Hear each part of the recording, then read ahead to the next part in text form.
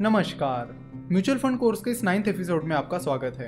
पिछले एपिसोड में हमने बात की थी कि जो अलग अलग टाइप्स के म्यूचुअल फंड हैं, उनमें से कौन सा म्यूचुअल फंड आपको सूट होता है वो आपको पहले चेक करना है। लेट से कि आपको किसी लार्ज कैप म्यूचुअल फंड में इन्वेस्ट करना है, तो large cap mutual fund schemes भी बहुत सारी हैं। अगर आप किसी small cap mutual fund scheme में इन्वेस्ट करना चाहते हो तो small cap mutual fund schemes भी बहुत ज्यादा है। तो इस तरह अलग अलग एसेट मैनेजमेंट कंपनीज की अलग अलग स्कीम्स होती है।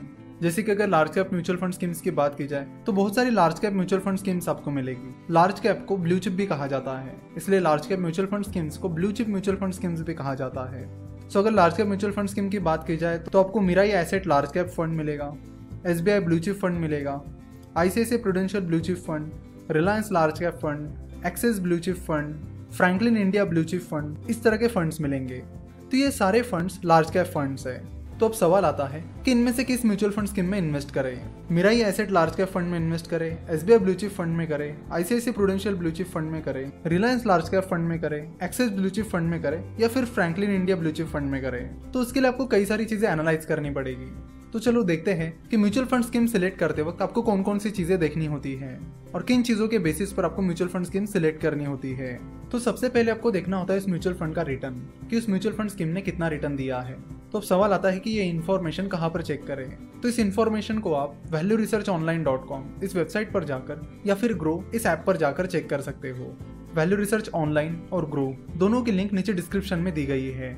तो valueresearchonline.com पर जाकर यहाँ SBI ब्लू चिप फंड ये नाम सर्च करके आप SBI ब्लू चिप फंड की सारी डिटेल्स जान सकते हो, या फिर सेम चीज़ आप ग्रो ऐप पर भी कर सकते हो। ग्रो ऐप इंस्टॉल करके आप वहाँ पर SBI blue chip fund search कर सकते हो। उसके बाद आपको SBI ब्लू चिप फंड की इन्फॉर्मेशन मिल जाएगी। तो यहाँ पर आप आसानी से इस फंड के रिटर्न्स देख सकते हो कि पिछले 1 साल में SBI ब्लू चिप फंड ने कितना रिटर्न दिया है, पिछले 3 सालों में SBI ब्लू चिप फंड ने कितना रिटर्न दिया है और पिछले 5 सालों में SBI ब्लू चिप फंड ने कितना रिटर्न दिया है। उसके बाद आपको इन रिटर्न्स को उस म्यूचुअल फंड स्कीम के बेंचमार्क से कंपेयर करना है। जैसे कि आप यहाँ पर देख सकते हो कि पिछले 1 साल में SBI ब्लू चिप फंड ने -3.5% रिटर्न दिया है, वही SBI ब्लू चिप फंड के बेंचमार्क ने पिछले 1 साल में -2% रिटर्न दिया है। यानी पिछले 1 साल में SBI ब्लू चिप फंड ने उसके बेंचमार्क से खराब परफॉर्म किया है। उसके बाद पिछले 3 सालों में SBI ब्लू चिप फंड ने 6.8% रिटर्न दिया है, वही उसके बेंचमार्क ने पिछले 3 सालों में 12.6% रिटर्न दिया है। यानी पिछले 3 सालों में भी SBI ब्लू चिप फंड ने कुछ खास परफॉर्म नहीं किया है, हम तो ये कह सकते हैं कि काफी खराब परफॉर्म किया है। उसके बाद अगर 5 साल के रिटर्न्स की बात की जाए तो SBI ब्लू चिप फंड के रिटर्न्स CAGR यानी कंपाउंडेड सालाना 11% रहे हैं, वही SBI ब्लू चिप फंड के पिछले 5 साल के कंपाउंडेड रिटर्न्स 12.3% रहे हैं। तो चाहे 1 साल की बात करो या 3 साल की या फिर 5 साल की, SBI ब्लू चिप फंड ने उसके बेंचमार्क के कंपैरेटिवली काफी खराब परफॉर्म किया है।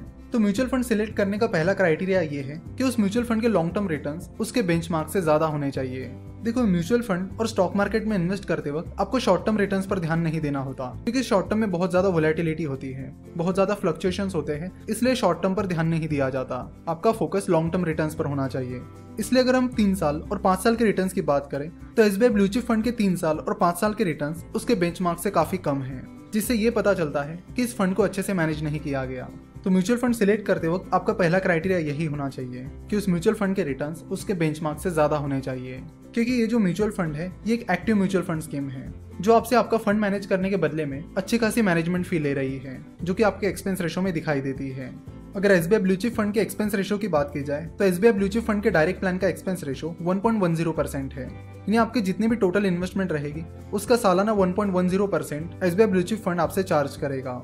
तो जैसे कि हमें पता है कि पैसिव फंड्स जैसे कि इंडेक्स फंड बहुत ही कम एक्सपेंस रेशो चार्ज करते हैं, वही SBI ब्लू चिप फंड जैसे एक्टिव फंड्स आपका फंड मैनेज करने के बदले में पैसिव फंड के मुकाबले काफी ज्यादा एक्सपेंस रेशो चार्ज करते हैं। तो अगर ज्यादा एक्सपेंस रेशो चार्ज करने के बावजूद भी वो म्यूचुअल फंड स्कीम अगर आपको अच्छे रिटर्न्स नहीं दे पा रही है या सिंपली बेंचमार्क के रिटर्न से भी आपको ज्यादा रिटर्न्स नहीं दे पा रही है, तो फिर वो ज्यादा एक्सपेंस रेशो पे करने का सेंस नहीं बनता। और इसलिए ये बहुत ज्यादा इंपॉर्टेंट है कि अगर कोई एक्टिव म्यूचुअल फंड स्कीम है तो उसके रिटर्न्स उसके बेंचमार्क से ज्यादा होने चाहिए, तो ही उसमें इन्वेस्ट करने का सेंस बनता है। तो अगर आप बाकी large cap mutual fund scheme की बात करोगे तो एक्सिस ब्लू चिप फंड के अलावा किसी भी म्यूचुअल फंड ने उसके बेंचमार्क से ज्यादा रिटर्न नहीं दिए हैं। सो ऐसे केस में अगर आप ब्लू चिप फंड में इन्वेस्ट करने की प्लानिंग कर रहे हो तो नेक्स्ट स्टेप में आप एक्सिस ब्लू चिप फंड का भी एनालिसिस कर सकते हो।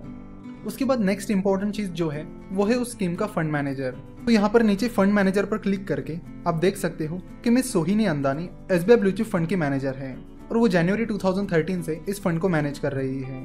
अगर आप यहाँ पर व्यू प्रोफाइल पर क्लिक करते हो तो यहाँ पर आपको उनकी प्रोफाइल मिल जाएगी कि उनका एजुकेशन क्या रहा है, उनका एक्सपीरियंस क्या रहा है और एसबीआई ब्लू चिप फंड के अलावा वो और कौन से म्यूचुअल फंड स्कीम मैनेज कर रही है। तो एसबीआई ब्लू चिप फंड के अलावा miss Sohini Andani SBI Magnum mid cap fund भी मैनेज कर रही है। तो अगर आपको फंड मैनेजर के एक्सपर्टीज के बारे में जानना है तो आपको ये भी चेक करना पड़ेगा कि जितने भी म्यूचुअल फंड स्कीम्स वो फंड मैनेजर मैनेज कर रहा है उन्होंने कैसे रिटर्न्स दिए हैं। चलो तो देखते हैं कि SBI Magnum mid cap fund ने कैसे रिटर्न्स दिए हैं। तो यहाँ पर आप देख सकते हो कि SBI Magnum mid cap fund ने पिछले 3 सालों में -1.7% रिटर्न दिया है और पिछले 5 सालों में 8.3% रिटर्न दिया है।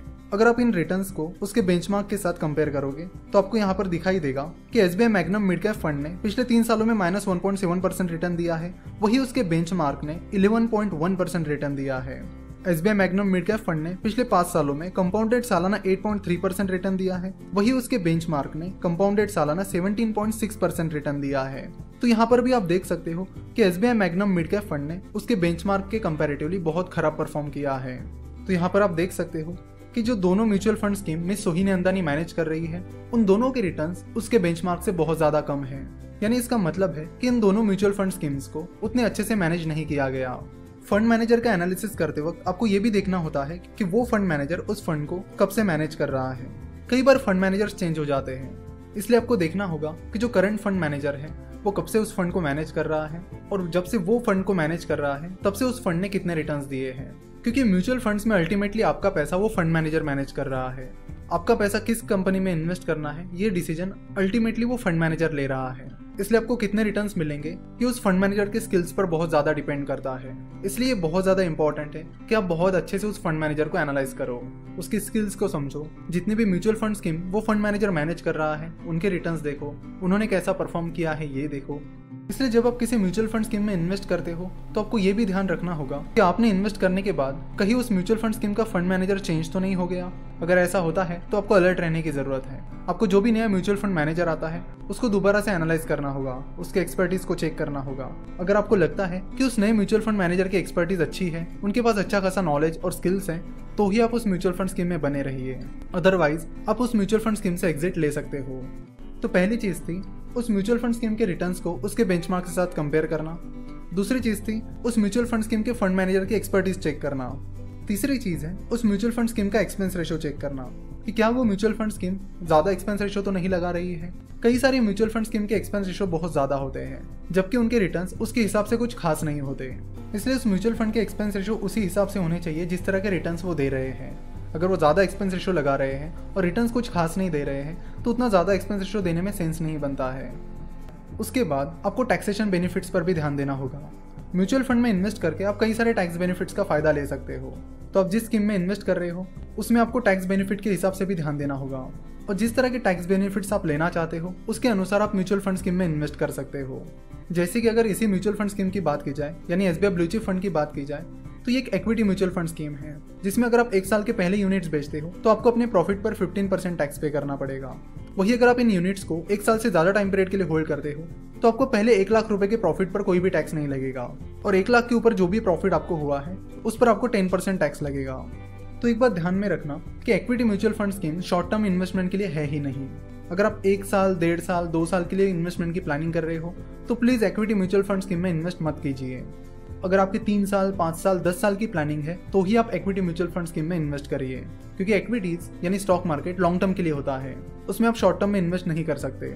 शॉर्ट टर्म में वो आपके लिए काफी ज्यादा रिस्की हो सकता है। आशा करता हूँ कि आज के इस एपिसोड में आपके म्यूचुअल फंड सिलेक्ट करने से रिलेटेड जितने भी डाउट्स थे उतने क्लियर हो गए होंगे। आशा